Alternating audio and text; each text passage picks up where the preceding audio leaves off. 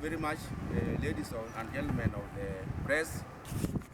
We are here as the Informal Sector Workers Association of Kenya. We want to issue a statement regarding the intended eviction of tenants at the Makongeni estate in Nairobi.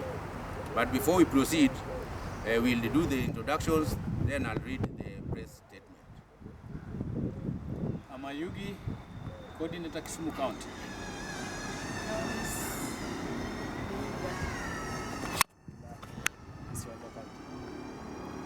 Lillian from Musa County. David from Sia County.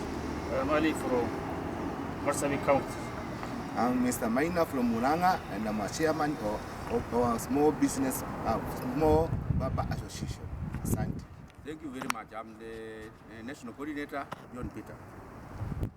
The Informal Sector Workers Association of Kenya has expressed deep concern over the ongoing tension and uncertainty among residents of Makongeni in Nairobi County, following the government plan to redevelop the area under affordable housing project.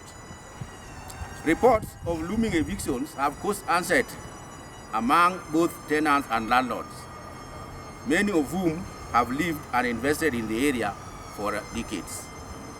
Whereas we recognize and support government's commitment to address the housing deficit through the affordable housing program, this noble initiative must not come at the expense of ordinary Kenyans, whose livelihoods and family stability are already strained by prevailing economic hardships.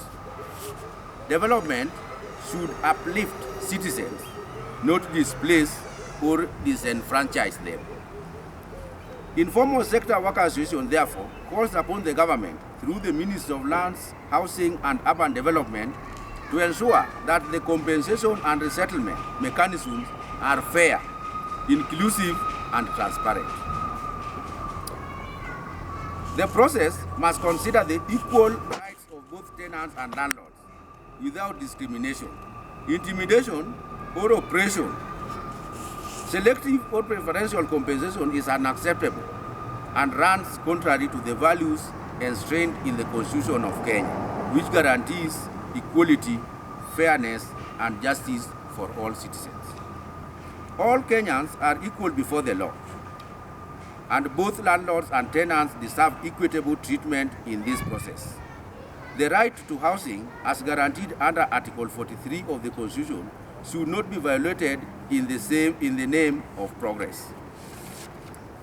We further urge the government to adopt the international best practices from countries that have successfully implemented large-scale urban renewal and affordable housing projects without displacing residents.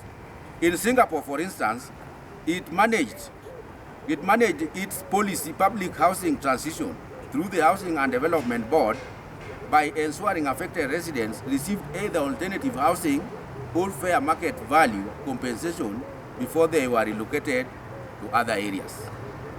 In Rwanda's Kigali Urban Renewal Plan incorporated community consultation, relocation support, and financial compensation for both property owners and tenants, ensuring that redevelopment strengthens social cohesion rather than destroying it. Ladies and gentlemen, these examples demonstrate that affordable housing can be achieved professionally and humanly through structured stakeholder engagement and compensation guided by law and empathy.